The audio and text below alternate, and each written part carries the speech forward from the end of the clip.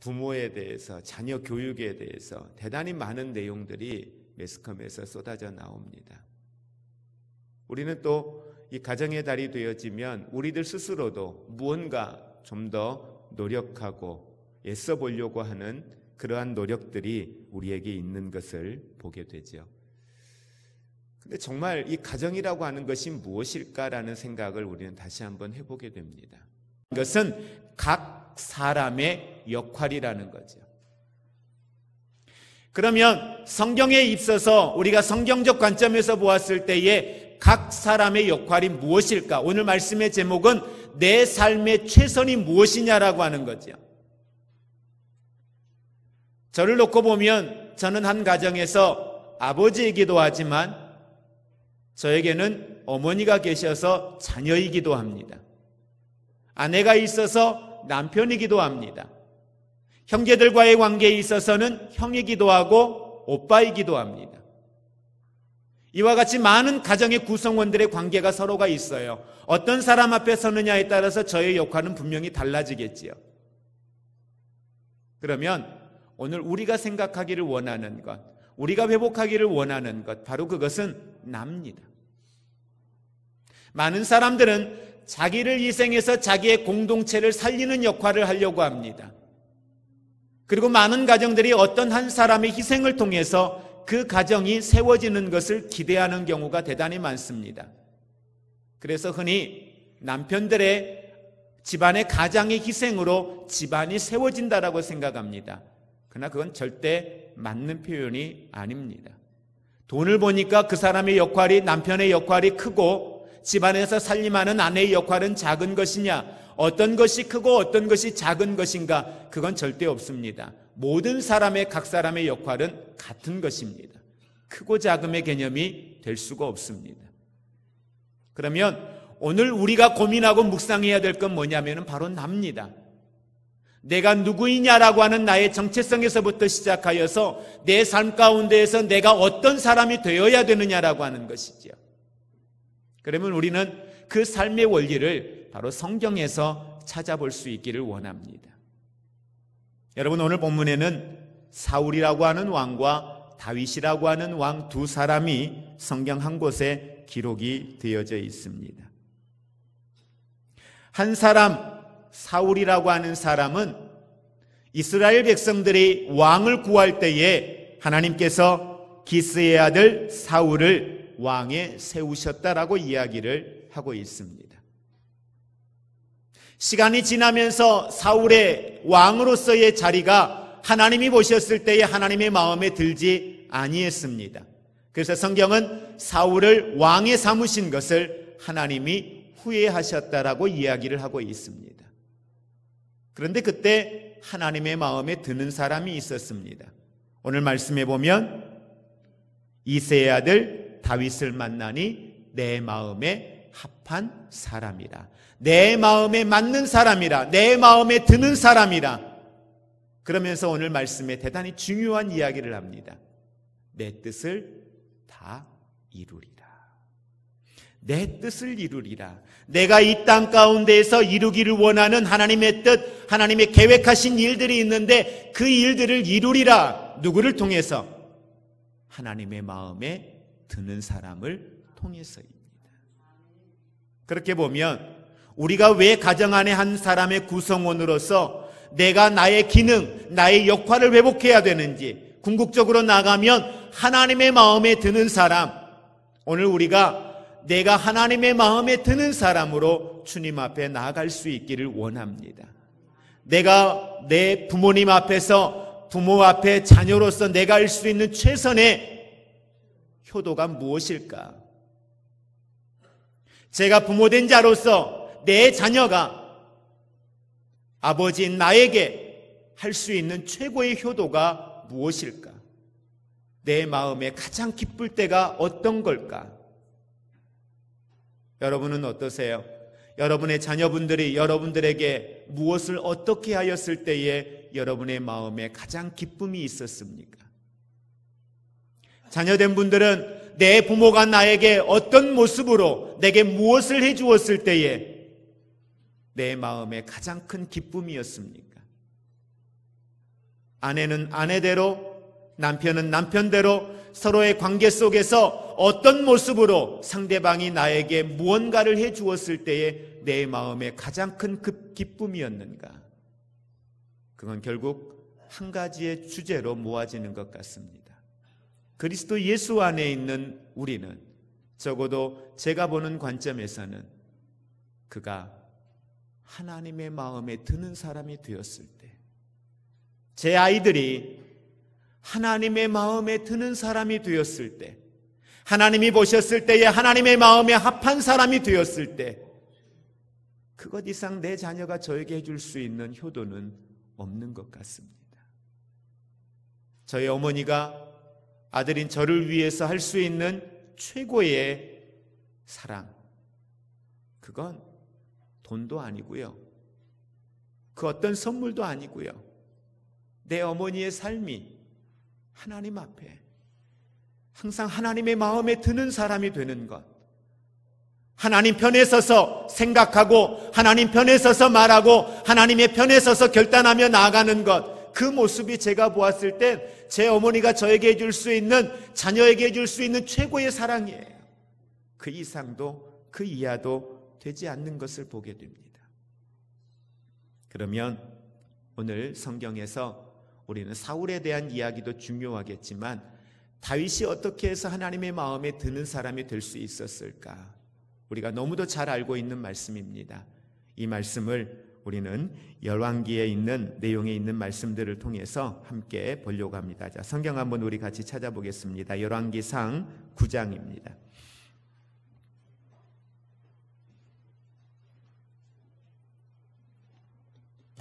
열왕기상 9장 4절에 있는 말씀 같이 한 목소리로 합독하겠습니다. 구약성경 528면입니다. 합독합니다. 내가 만일 내 아버지 다윗이 행함같이 마음을 온전히 하고 바르게 하여 내 앞에서 행하며 내가 내게 명령한 대로 온갖 일에 순종하여 내 법도와 율례를 지키면. 자, 이 말씀은 솔로몬이 왕이 되고 나서 다윗이 그렇게도 건축하고 싶었던 성전 건축을 솔로몬이 완성을 해냅니다. 솔로몬이 성전을 건축하고 났을 때에 하나님께서 솔로몬에게 주신 말씀의 내용입니다. 하나님은 솔로몬을 축복하기를 원했습니다. 솔로몬이 복된 사람이 되기를 원했습니다. 솔로몬을 통해서 하나님은 선한 일들을 하기를 원했습니다. 그래서 하나님은 솔로몬에게 그가 앞으로 어떻게 살아가야 할 것인지에 대한 삶의 방향을 제시하는데, 너무도 귀한 것은 그 삶의 방향을, 삶의 모델을 누구를 통하여서 오늘 말씀을 전하고 있느냐? 바로 그의 아버지인 다윗이었습니다.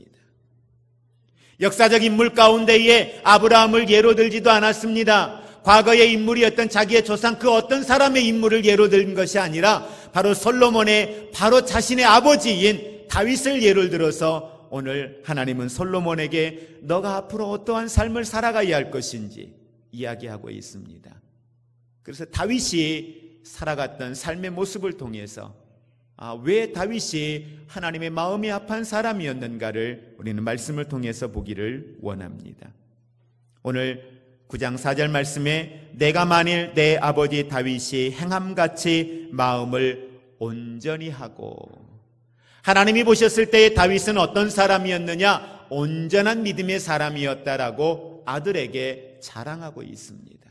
솔로몬아, 너도 너의 아버지 다윗처럼 하나님 앞에 온전한 믿음의 사람이 되면 좋겠다.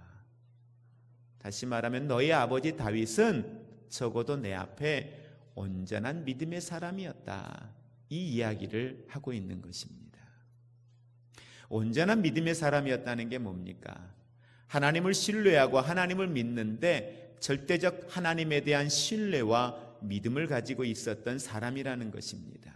우리는 그 예를 성경 어디에서 가장 쉽게 찾아볼 수 있습니까? 바로 그건 다윗이 오늘 골리앗과의 싸우는 장면에서 오늘 다윗이 어떠한 모습으로 하나님을 온전하게 신뢰하는 믿음의 사람이었는가를 우리는 성경을 통해서 볼 수가 있습니다.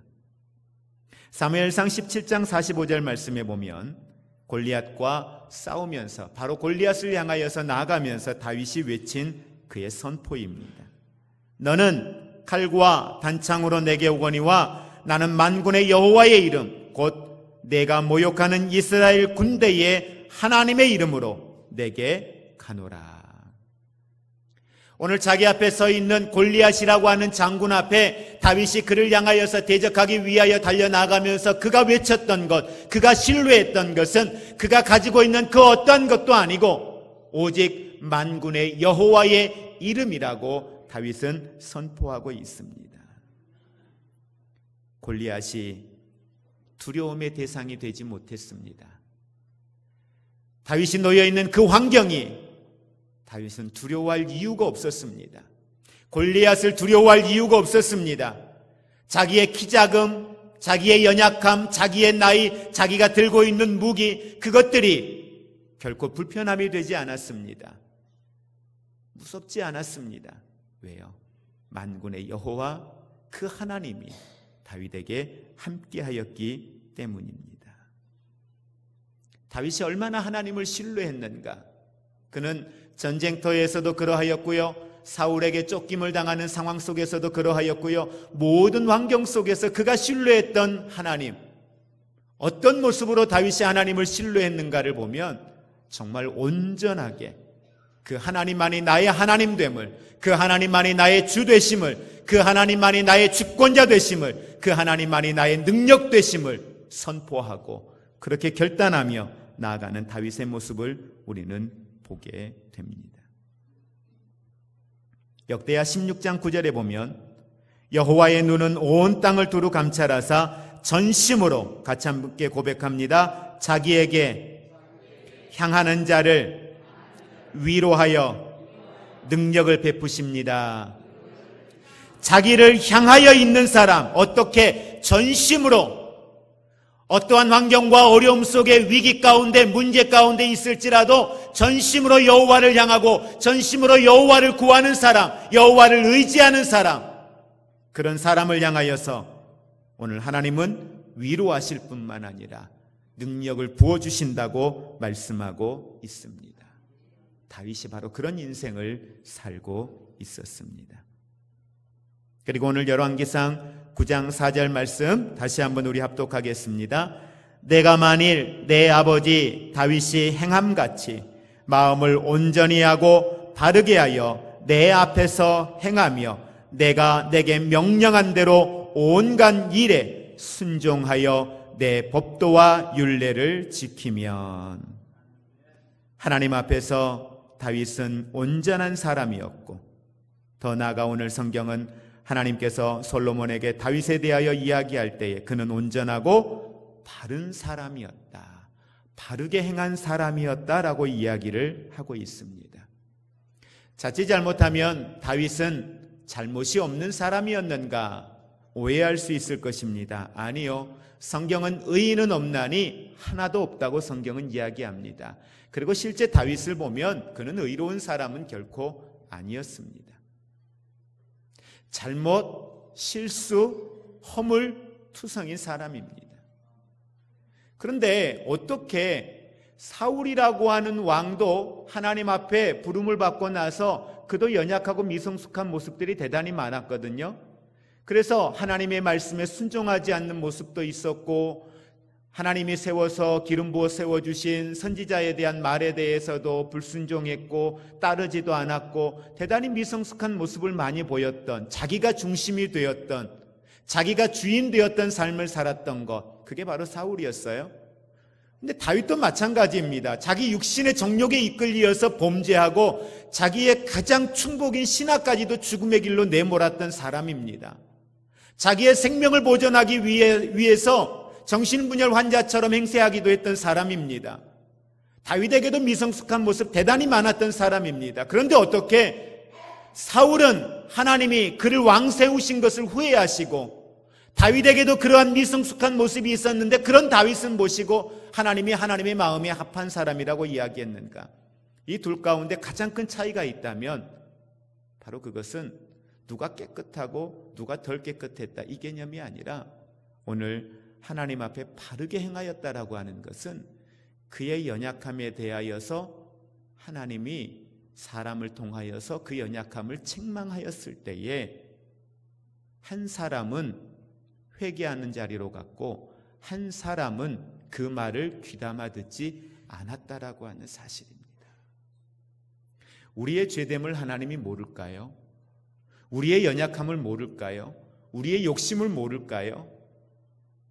그럼에도 불구하고 하나님이 우리를 사랑하시고 우리에게 은혜 주시고 우리에게 능력을 주시는 것, 그럼에도 불구하고 하나님이 우리에게 사명을 주시면서 하나님의 일을 감당하게 하시는 것, 그래서 그렇게 사명받고 나아가는 사람들의 모습을 보면 그가 바른 사람이어서, 그가 잘못이 없는 사람이어서가 아니라 그가 하나님 편에서 옳은 것을 선택했다라고 하는 사실입니다. 옳은 것이 뭡니까? 죄 없는 것도 옳은 것이 되겠지만 하나님의 말씀의 법이 임하였을 때에, 하나님이 책망하였을 때에, 그 마음속에 하나님이 말씀으로 연약함에 대하여 녹화하였을 때에, 시편 51편에 보면 다윗이 그의 침상을 적시며 하나님 앞에 회개하였던 것처럼, 체면, 주변의 사람들이 어떻게 생각하는지 왕으로서의 위신, 그것이 아니라 하나님이 주인 되고 하나님이 내 삶의 가장 큰 중심이 되는 하나님 편에 옳은 것을 선택했던, 회개하는 자리로 나아가는 그 신앙의 모습, 그것이 하나님 편에서 하나님은 그것을 바르다라고 인정을 해 주신 겁니다. 우리가 의로워서 주님이 나를 의롭다 하신 것이 아니라 예수 그리스도의 보혈의 능력으로 말미암아 그분이 나를 위하여 죽으시고 죽은 자 가운데서 사망 권세를 이기고 부활하심으로 말미암아 나를 의롭다 칭하여 주셨던 것처럼, 예수 그리스도를 믿는 우리를 의롭다 칭함을 허락하신 것처럼, 오늘 우리가 하나님 앞에 내 연약함을 고백하고 나아가고 내 미성숙함을 인정하고 나아갈 때에 주님이 그것을 바르다, 그는 바른 사람이었다, 그렇게 인정하시는 우리의 모습을 보게 됩니다. 인류가 이스라엘의 역사 속에 멸망해 갔던 이유, 주변의 열방의 국가들로부터 공격당하여 멸망당하였던 궁극적 이유들은 동일했습니다. 그들이 범죄해서요? 아니요. 궁극적인 건 범죄였지만 그 범죄 앞에 하나님은 반드시 믿음의 사람들을 세우셔서 회개할 기회를 주셨습니다. 선지자들을 통하여서 회개할 기회를 주셨습니다. 그들이 하나님의 징계 앞에 멸망당할 수밖에 없었던 궁극적인 것은 하나님의 회개의 기회 앞에 그들은 회개하는 자리로 나아가지 못하고 끊임없는 죄의 자리에 있었기 때문입니다. 다시 말하면 하나님 앞에 바른 것을 선택하지 못했다라고 하는 사실입니다. 여러분, 자녀에게 우리가 줄 수 있는 믿음의 유산이 뭘까요? 부모님이 자녀에게 줄 수 있는 최고의 선물이 뭘까요? 자녀는 부모를 보고 배우게 되어져 있습니다. 보고 배운 대로 그 아이는 생각하고 말하고 행동하게 됩니다. 내 부모가 어떠한 두 가지의 것에서 무언가를 선택해야 될 때에 내 부모의 삶을 보니 기도하더라. 하나님 편에서 무엇인가, 하나님 편에서 옳은 것이 무엇인가를 항상 생각하더라. 그걸 가지고 이야기하더라. 여러분, 이것만큼 자녀에게 줄 수 있는 최고의 선물이 뭐가 있을까요? 사회가 악하여졌다고요? 네, 사회가 악하고 변해간 것 분명한 사실입니다. 그러나 아이들의 인격과 가치는 절대적으로 집안에서 부모의 영향을 받게 되어져 있습니다. 아이에게 줄 수 있는 기독교적인 가치관, 성경적 가치관을 심어주는 것, 말씀이 삶이 되게 하는 것, 그건 바로 부모의 삶입니다. 여러분이 지금 여러분의 삶의 현장에서 하나님 앞에 옳은 것을 선택하고 살아가고 손해볼지라도, 바보 소리 들을지라도 하나님 편에서 옳은 것, 하나님 편에서 바른 것을 붙들고 나아간다면 여러분의 자녀들의 인생은 하나님이 책임져 주실 줄 믿습니다. 왜? 그 자녀도 하나님 편에서 옳은 것을 선택할 것이니까요. 여러분의 가정 안에서 부부가 여러분의 삶에 놓여있는 부모로서의 여러분이, 자녀로서의 자녀된 자가 하나님 편에서 옳은 것을 선택하고 그 옳은 것을 붙들고 나가기를 위하여 기도하고 여호와의 얼굴을 구하며 나가는데 그 가정이 복된 가정이 될 수밖에 없지 않겠습니까? 그 가정은 하나님이 책임져 주시는 복된 가정이 될 줄로 믿습니다. 우리나라의 검찰, 경찰 이 업무의 50% 이상의 비중이 거짓말에 에너지를 쏟고 있다고 합니다. 위증, 무고, 사기 공통된 특징이 뭡니까? 거짓말이에요. 사기, 거짓말이잖아요. 무고, 거짓말이잖아요. 위증하는 거, 거짓말이잖아요. 우리나라 국회법 가운데 제일 이해 안 되는 게 이 무고죄예요. 처벌을 안 해요. 거짓말 해도 괜찮아요. 막 거짓말해요. 이걸 보고 자라잖아요. 대통령이 거짓말한 걸 보고 자라잖아요. 근데 대통령, 국회의원은 괜찮아요. 엄마 아빠가 거짓말한 거 보고 자라잖아요. 엄마 아빠가 전화하는 거 보면 아닌데? 아이들 듣고 있잖아요. 거짓말한 거 옆에서 듣고 있잖아요. 오늘 하나님 앞에 저와 여러분이 바른 사람이 되기를 주님의 이름으로 축복을 드립니다. 더 나아가 오늘 성경 4절 후반절에 이렇게 말합니다. 온갖 일에 순종하였다. 내 법도와 율례를 지키었다. 그러면서 내가 명령한 대로. 하나님이 보셨을 때 다윗을 보니까 하나님이 명령한 대로 순종하는 사람이었다는 거예요. 하나님의 법을 지키는 사람이었다는 거예요. 말씀을 정리합니다. 많은 이야기를 우리가 나눌 수 있겠지만 정말로 우리에게 중요한 것, 하나님이 사무엘을 통하여서 사울에게 던진 메시지입니다. 순종이 제사보다 낫다. 순종이 제사보다 낫다. 여러분이 하는 어떤 선물보다 여러분이 하나님의 말씀 앞에 순종하고 나아가는 것, 그 이상 최고의 선물은 없습니다. 여러분이 부모님을 위하여, 자녀를 위하여, 부부를 위하여 서로가 서로에게 할 수 있는 최고의 선물은 하나님 앞에 하나님을 온전히 신뢰하는 사람으로 나아가기를 원합니다.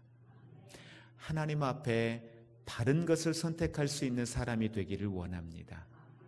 하나님의 말씀이면 계산하지 말고, 환경 보지 말고, 네. 그것이 때로는 내가 그로 인하여 불이익을 당할지라도, 네. 그럴 때 성경은 이는 내 마음에 합한 자라. 엄마가 하나님의 마음에 합한 사람이 되어 있네요. 아버지가 하나님 마음에 합한 사람이 되어 있네요. 자녀가 하나님의 마음에 합한 사람이 되어져 있어요. 그럼 그 가정은 하나님의 마음에 드는 가정이 되지 않겠습니까? 그러면 그 가정을 통해서 하나님이 계획하신 하나님의 사명이 그 가정을 통하여 온전히 이루어지지 않겠습니까? 세상의 방법으로가 아니라 이제는 하나님의 방법으로 우리의 가정들이 하나님 앞에 아름답게 세워지는 놀라운 축복의 은혜가 있기를 주님의 이름으로 축복을 드립니다.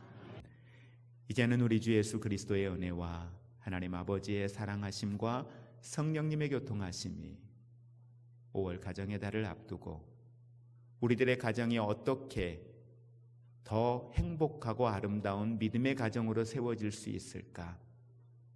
오늘 말씀처럼 다윗의 아름다운 그 신앙처럼 하나님을 온전히 신뢰하고 온전히 하나님 앞에 바르게 행하며 하나님의 말씀 앞에 순종하는 사람의 모습을 통하여 하나님의 마음에 합한 사람, 하나님을 기쁘시게 해드리는 사람으로 오늘 우리 한 사람 한 사람이 세워지기를 소원하며 나아가는 사랑하는 모든 성도들과 저들의 가정과 우리의 삶과 사역의 현장들 위에 오늘 예배 후에 이루어질 야훼 위에 이제로부터 영원토록 함께 있을지어다.